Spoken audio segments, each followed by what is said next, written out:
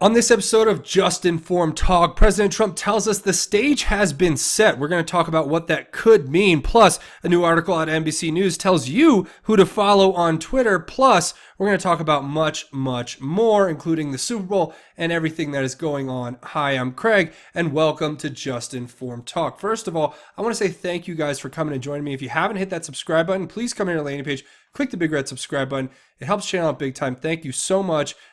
Make sure you hit the bell for notifications to be notified when these videos get posted. So here's where we're going to pick up. This is where we left off, obviously, February 1st, 2019. These are the latest two Q posts, and we haven't had anything new yet, but we have a lot to cover nonetheless. And if you guys want to get caught up with these latest Q posts, I always encourage you to come back here to the landing page, watch the latest video, watch the latest few videos, share them on your social media and get it out there. Plus, if you're scratching your head going, what's QAnon and what is this guy talking about? I always encourage everyone to watch this right here, which is just what is QAnon, the Great Awakening. It'll give you a good idea of what QAnon is, the Great Awakening, how to get involved, how to find the information, how to do the research, all that good stuff you should go check out. Now, for today's episode, like it said here, we're going to look at the stage being set. This is a phrase that was put out by President Trump, and it's been told to us by Q in multiple different times. We're going to look at all those different times, and then we're going to talk about it. And we have a few other things we're going to cover, which you guys are going to want to stick around for. We have Representative Jim Jordan being interviewed, explaining how basically Bruce Orr was in communication multiple times, over a dozen times, but with Fusion GPS and Christopher Steele. So that's one thing. And then we have a whole another set of stuff. So you guys want to stick around and watch all this. But listen to this first. This is President Trump after he signed a executive order to help spur more American manufacturing and to help spur more infrastructure initiatives. This is him talking to the press in response to a question. I think it's an interesting response that you guys should take a look at. No, there's nothing. Look, they had this from day one. Yeah, could I have done it differently? No, not really. I mean, I think by having the shutdown, we've set the table for where we are now. If I didn't do the shutdown, people wouldn't know, they wouldn't understand the subject. Now they understand the subject. They realize what a humanitarian crisis it is. It's called, like in deal making, setting the table, or, setting a stage. We've set the stage for what's going to happen on the 15th of February. I don't think they're going to make a deal. I see what's happening. They're all saying, oh, let's do this, but we're not giving one dime for the wall. That's okay. But if they're not going to give money for the wall, it's not going to work. And if it's not going to work, then the politicians are really wasting a lot of time. Okay. All right, so there you go, right? That's President Trump basically laying out that what the whole strategy that he's been behind has been setting this stage, proverbially speaking. Now, where have we heard this before? Well, we've heard it a lot over here on the Q board. First of all, the actual phrase "set the stage" we've been basically referenced to, as far as I can pull up here, twice. It looks like just the direct quote itself, and the first time was back on March 8th, 2018, when Q was pointing us to a quote once again from the President of the United States where he talked about setting the stage. And we were basically being prepared for things that were about to happen in North Korea. So that was what we were talking about back then as we were setting the stage for President Trump to go have his meeting with Kim Jong-un. That was a big deal. And that's what we were setting the stage for back then. Of course, here's another place where we're talking about the stage being set. This is more in reference to what Bill Clinton did back in 1996 in basically forming this ability to consolidate into a large conglomerate, the media corporations of the world, or of the United States at least. You have the 6 companies that control basically every news and media outlet there is, right? Not so much anymore. We're breaking that paradigm slowly but surely, day by day. Right, so those were 2 times where we got the exact phrase "set the stage." Okay, so now here's another few times where we talked about the stage being set. Just to go back for a reference, first of all, this is always a good one to remember. Think about this information that we were being told from December 22nd, 2017. I want to read this to you with the context of hindsight, where we can look back and know that we have things that have been verified, that some not, but some have. Okay, not everything on here has been, but there are some things that we can look at and say there's a lot more going on here. But it says 1 of 22. Now, what are the 22? instances, examples, indictments, who knows, right? But it says the DNC breach dossier, DNC, Seth Rich, WikiLeaks, Hussein, Director of National Intelligence Director, Clown Director, classified 1 through 12. And if you look at this, the way I've looked at it is like it's almost meant to go, so the DNC, right? Seth Rich was working there. He's the one who gave WikiLeaks the emails, right? Then you have Hussein right here with the DNI director and clown director, Brennan, classify 1 through 12, and Google and CrowdStrike. So that was the DNC servers. That was them sweeping everything under the rug, allegedly, right? Was that CrowdStrike was never really openly it was the company they used to investigate their own servers, which was never really produced any results because it's a private company that, worked privately for the DNC. So it talks about here what happened to Seth Rich and MS-13's involvement. And there were two. I think what this refers to is that Seth Rich, it's just pointing you to a strange coincidence. I'll say that to be conservative speaking here. But it says Seth Rich was murdered. Obviously, we know that. And then MS-13, there were two people who were found murdered, I think, a few days later, I think somewhere in the Carolinas or somewhere near. And that was supposedly how the connection was, allegedly, according to theories. But it says Debbie Wasserman Schultz directed, I don't know, not verified, FBI DOJ assisted, insurance, and it talks about the pyramid here. That's what that symbol is supposed to mean, I think. And then here's an interesting one where it talks about how, basically, the way I read it is the insurance is that the pyramid controls Hussein, who controls Clinton, Hillary, who controlled Loretta Lynch, who controlled James Comey, who controlled Andrew McCabe, who controlled Peter Strzok, who was supported by Chuck Schumer, Nancy Pelosi, Adam Schiff, and their classified access. That it was British intelligence with Christopher Steele that came in, and it was HRC that can't pay for the Steele research, Steele dossier research. Then the DNC paid for it, and it classified who paid really, and then it was Christopher Steele. John Podesta was a part of this. Holder was a relay for Special Russia, so they're trying to delay or push to Russia. And Senate No Name, you know who that is, McCain, classified 1 through 9, and you kind of put together now with hindsight how all of these are coming together, and the other classified senators, probably like Flake and who knows, right? And then it talks here about James Comey, Loretta Lynch, Hussein, FISA 2, the Presidential Daily Briefing, the U.S. Senate No Name, they news shop, they went with BuzzFeed. We all know BuzzFeed, what they do still to this day. They have a public narrative they wanted to set. And here it was, stage set, future prevent removal operation. Ramifications, U.S. intelligence, legal spy on presidential candidate, presidential elect, Republican Congress, Republican Senate, news friendly, etc. Q. So I think what Q's insinuating here is that it wasn't just President Trump. It was him as the presidential candidate. It was him as the presidential elect. It's members of the Republican Congress. It's members of the Republican Senate. It's members of the news who are friendly, and so on, which now you're seeing. I mean, look at it. This has all been now coming to light. Look at Roger Stone, right? We already know that Jim Jordan came out and talked about how they were spying on the Republicans in Congress, in the House, right? And we've had them come out and talk about how they were spying on senators. This is all, there's nothing here that's ironclad in its totality, but I can tell you that for 2017, making these predictions forward and where we are now, I think we've gained a lot since then, and that's pretty incredible. And of course, we've already gone through a couple of these in the last little while. These ones talk about the video supposedly that somehow exists in the internet. That may have been the insurance file that was talking about what was on Anthony Weiner's laptop in a file named marked insurance. I'm not sure what it was, so I can't tell you, but I can tell you that the speculation is quite gruesome, to say the least.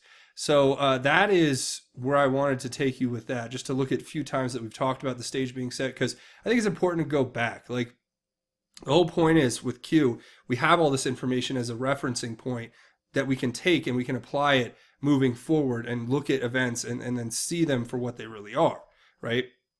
So next thing I want to do is I want to cover this story out from NBC News. And of course, this is their latest piece about QAnon, tying it to Russia. Now, I'll spare you the excruciating boredom of reading this full article, but I will highlight some parts in here that are quite laughable, but show you exactly what's happening here. And now the article headline is Russian troll accounts purged by Twitter pushed QAnon and other conspiracy theories. So the accounts, apparently there were 400 accounts that referenced MAGA 38,000 times. Okay. So the article just goes on to talk about how recently 418 accounts tied to the Kremlin-backed internet research agency, the disinformation group whose employees were indicted by special counsel Robert Mueller last February for attempted election interference. You know, those crazy Russians, you know, hacking our elections with Facebook ads and doing hashtags on Twitter, you know. They're really doing their best, right? Anyway, the account's tweets were talking about hashtag MAGA, hashtag release the memo, things of that nature, and they had about 900,000 tweets according to this article. But then it gets interesting, right? When it goes down into here, and it talks about when the removing the spam-style messages that included multiple hashtags, the second most tweeted topic for the Russian troll accounts? You guessed it, QAnon, which is, of course, a baseless conspiracy theory that claims Mueller and Trump are secretly working together to take down a global pedophile ring run by celebrities and Democratic politicians. Close. Not quite. Close. You just got to get rid of the baseless part, and you got to add a few more factoids in here. But yeah, close. Okay. I just had to point that out. The Great Awakening hashtag Follow the White Rabbit, which are catchphrases for QAnon followers, also featured prominently in the Russian trolls' tweets. The Russians are coming to get you guys. NBC News here to tell you about Russian trolls coming to tell you what to do. But the best part about this whole article, the best part about it all, is that besides them showing their true colors and calling us or trying to conflate Russian bots with QAnon as if they are somehow connected, which they are not. Okay, I can tell you, I've been doing this for quite a while, and I'm not following or talking to any Russian bots, all right? But let me tell you this, right? The funniest part is that as you read through this article, the end is what's the most incredible part. It's where they really show their true colors. So the article goes on to talk about how the accounts, some of which had tweets that were made popular and then published, and it talks much more about how where QAnon, the elaborate offshoot of Pizzagate conspiracy theory, we came to prominence, obviously, when several Trump supporters showed up at the president's rally in Tampa. Because nobody knew anything about Q before that, right? What a joke. What a joke. But this is how they write. This is how they report. And we shouldn't be surprised by it by now. This one was an interesting statement where it talks about believers in the conspiracy theory and the conspiracy have also been in armed standoffs with police in Arizona. Take the one off. You take you take one example of one crazy person doing one thing, and then it's we're all crazy conspiracy nuts who do this kind of nonsense. It's ridiculous, but that's how they write these stories. But like I said, the best part is here at the end. This last paragraph, read this. It says, quote, that account was created fairly recently and gained a lot of traction quickly, it seems, unquote. This person who's being quoted for the article said. It says, quote, it's pretty sad, but unless accounts use a plausible name and personal photo on Twitter, I'd advise users against interacting with them. Oh, thank you, NBC News. Thank you for telling us who we can follow on Twitter. We shouldn't interact with people who don't have their name and their face put up on their Twitter account. That's great advice for the public at large. You know, if you don't have your actual name, the same name that's on your birth certificate, on your Twitter account as your profile name, and your actual picture like a mugshot or your DMV license photo, you shouldn't be trusted. You shouldn't be interacted with. You're persona non grata. Isn't that great, guys? Don't you love how this all works? Now, In lighter news, in things that I won't be watching, the Super Bowl, which is probably going to be happening here pretty soon as me making this video. I'm going to try to time this video so that it posts at the exact same time the Super Bowl is playing. I may even run it as a premiere. So if you guys are there, I'm going to probably run it as a premiere right for when the Super Bowl starts. And I'm going to be on the chat board. So you guys, as the chat's going on the side there, you guys are watching this, you can interact with me and I'll hang out with you guys because I'm not watching the Super Bowl because of stuff like this. Now, this new report comes out saying the Maroon 5 frontman, I know this is a band, it's very popular, I don't listen to them, they're not impressive to me, so I don't care. But anyway, it says Maroon 5 frontman hints Super Bowl show will be hip-hop kneeling fest. Fox News offers alternative for halftime.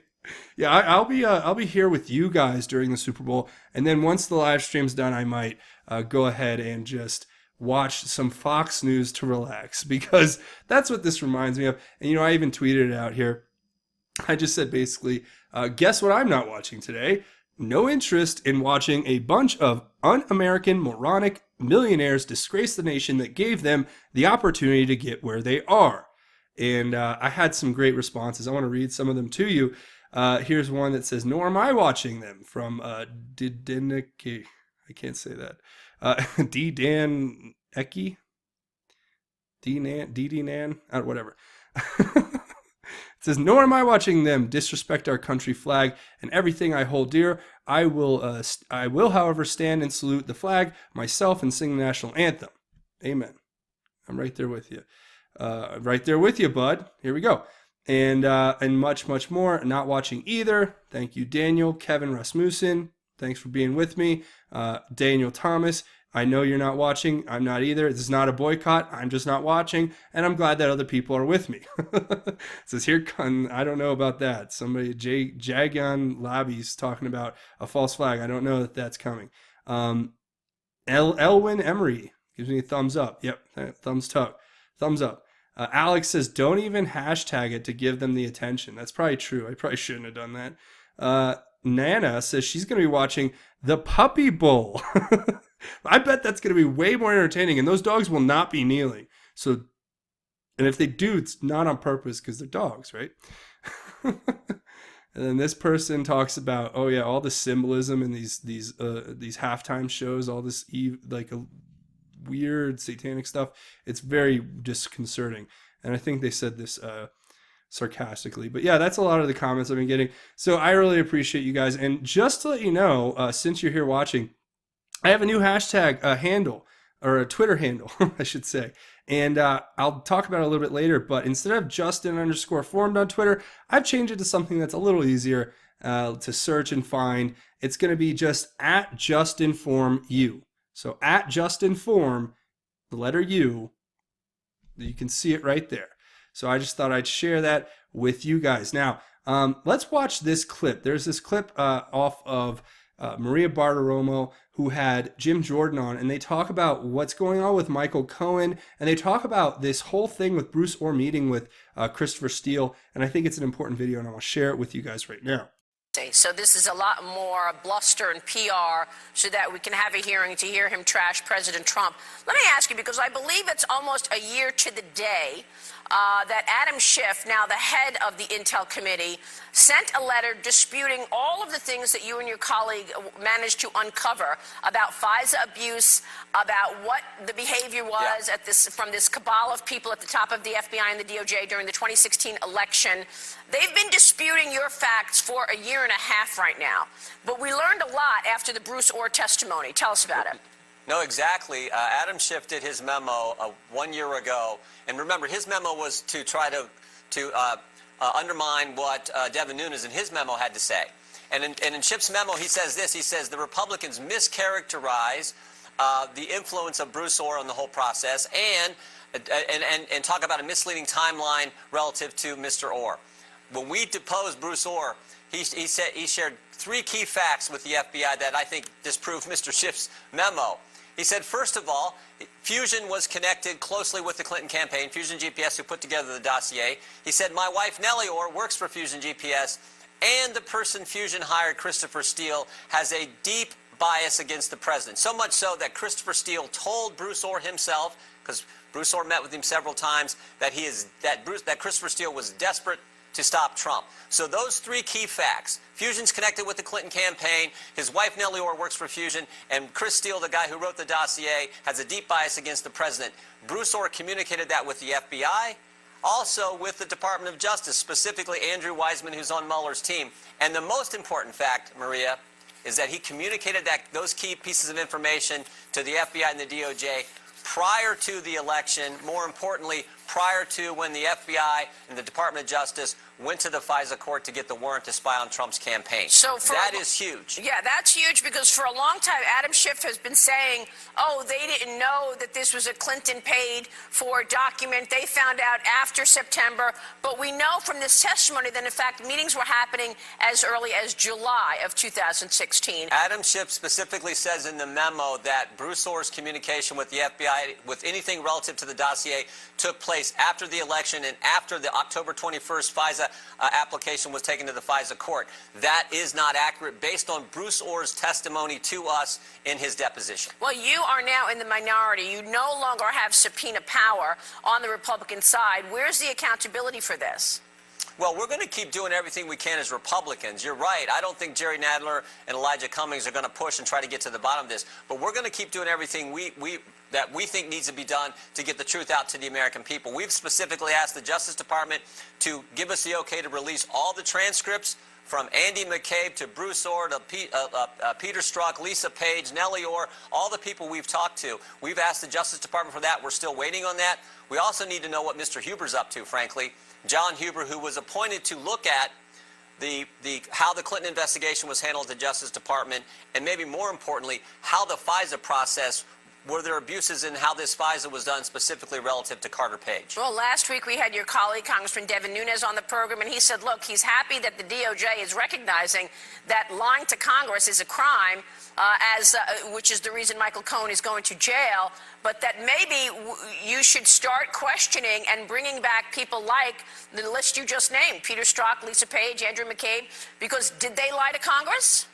Well, there's some discrepancies, some things we'll have to look at in their testimony. I think there's some concerns there. We do know that Jim Baker, former chief counsel at the FBI, is the subject of an investigation by the Justice Department, and obviously Andy McCabe is also under investigation by the Justice Department. So we'll see how those two cases shake out as well. What is your take on Bill Barr coming in as the new Attorney General? Will he seek the truth? I hope so. I've not spoken with Mr. Barr. You know, I think he did a nice job in his confirmation hearing. I think he'll get confirmed here sometime, I believe, in the next week and a half. So we look forward to him getting to that position and looking at all this information we've uncovered in our congressional investigation. It's important that I think he examined everything. Remember, we've interviewed 14 witnesses over the last year. Started with Andy McCabe in December of 2017, all the way up through Loretta Lynch in December of 18. And all the key players, Jim Baker, Peter Strzok, Lisa Page, Bruce Orr, Nellie Orr, all the key players in between, there's some important information that I'm sure and I hope that Mr. Barr will look at and then move from there. Within Adam Schiff's letter, his response, it says that Bruce Orr was a minor player. Not true. He met and talked with Christopher Steele and Glenn Simpson. Glenn Simpson, the founder of Fusion GPS, and Christopher Steele multiple times. And after each and every encounter that he had with Christopher Steele or Glenn Simpson, he went directly to the FBI and briefed them on what that conversation was about. At least 13 times he did that. He was not a minor player. In fact, he took evidence. He was part of the chain of custody of evidence, certain things that he took from his wife and from others and then passed to the FBI as part of this investigation. He's a major player, and for Adam Schiff to try to downplay his influence is absolutely wrong. Really quickly here, Congressman, Robert Mueller's report, when are you expecting it? Can it be credible without him looking at what you've called FISA abuse? Well, I think there's real concerns with how the FISA process was handled. We'll see when it comes public. What I do know is also another big hearing this week. Matthew Whitaker, acting Attorney General, will be in front of the House Judiciary Committee on Friday. These are some questions we plan to ask him as well, see if he'll give us any indication of when Mr. Mueller's report will in fact be completed. Because I believe it was he who said it's getting close. Yeah, Matt Whitaker did. He said it was Yes. getting close. We'll ask him. I'm sure he'll get asked about that this Friday when he's in front of the House Judiciary Committee. We will be watching that. Thanks very much, Congressman. Good to see you this morning. You bet. All right. So there you go. Everything that we've been talking about since like almost 2017 or 2017 and late 2017 at least here on the Q boards is now being confirmed by people like Representative Jim Jordan here. Now, why is that important? That's important because it lends itself to show you that there's a pattern of fact finding that we're doing in this, on these boards through these posts, and it's all coming out. And there was obviously some big time corruption and malfeasance going on behind the scenes in the highest levels of government. And that's where I want to point you guys. And that's pretty much, I think, where we will go ahead and drop it off. But before we do that, I always want to stop and take a second and say thank you guys. If you guys haven't hit that subscribe button, please come here, click the big red subscribe button, watch these videos, share them on your social media. Make sure that you leave your thoughts, theories, and insights down in the comments because I want to hear what you have to think. And please, please, please hit the like button, smash the like button, punch the like button, hit whatever the like button, fist bump the like button. Just whatever you do, hit the like button. It helps channel out. If you guys like the content and you like me doing what I do here for you. Now, a couple other ways you can help out. Obviously, like I was talking about, come over here and find me on Twitter. Now, I hope this is a lot easier for you guys, and I actually think it sounds better. I am at JustinFormU, so I'm no longer at my old Twitter handle.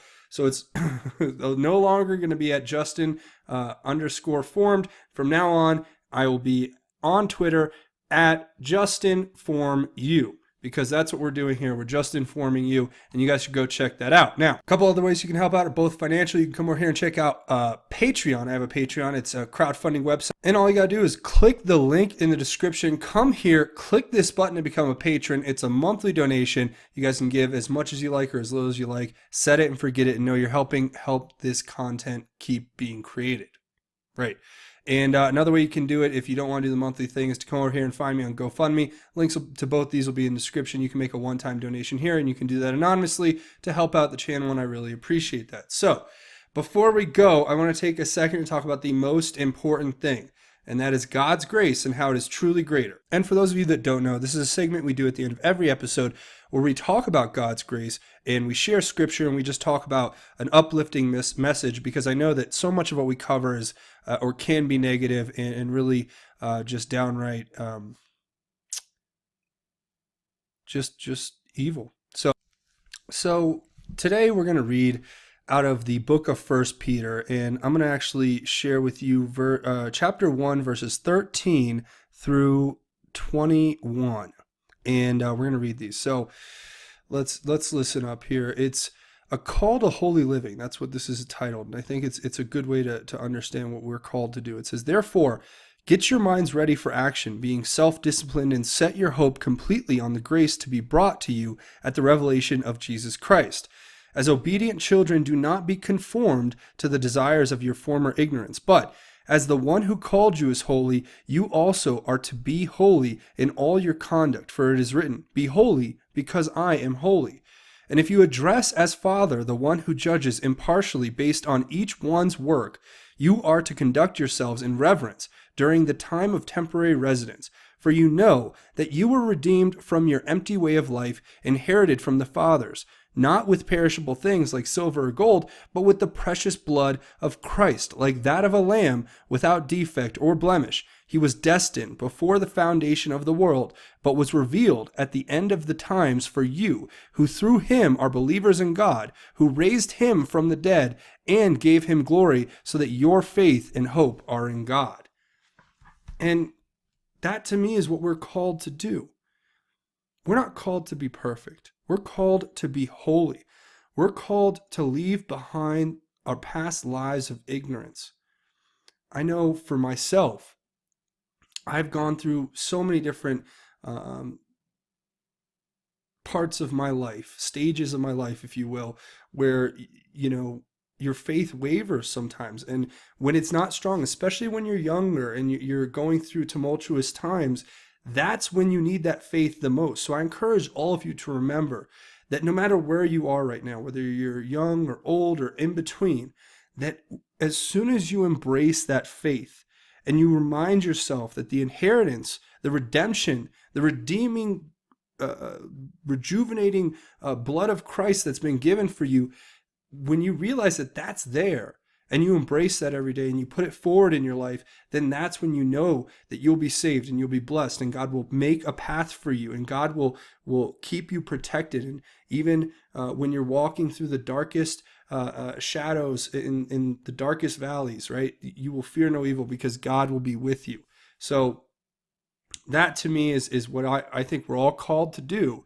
We're called to be holy, which just means that you have to remove yourselves from being conformed to the desires of your former ignorance and embrace God the Father who's given you this new life, because that's the way you live a holy life, and that's how you become closer to God, and that's how you find strength in the Lord, and the Lord will find strength in you. And I thank you so much for joining me here, and I hope you guys take that message and spread it out into the world, because if I can just light a little fire in your soul, and you can amplify that flame and shine it out to the world, that's all I ask really for.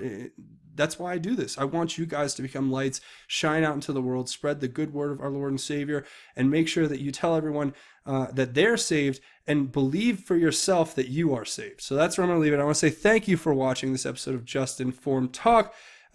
Make sure you hit the subscribe button. Now's a great time to do it if you haven't already. But that's going to be it for me. My name is Craig. Godspeed, and God bless each and every one of you, Patriots.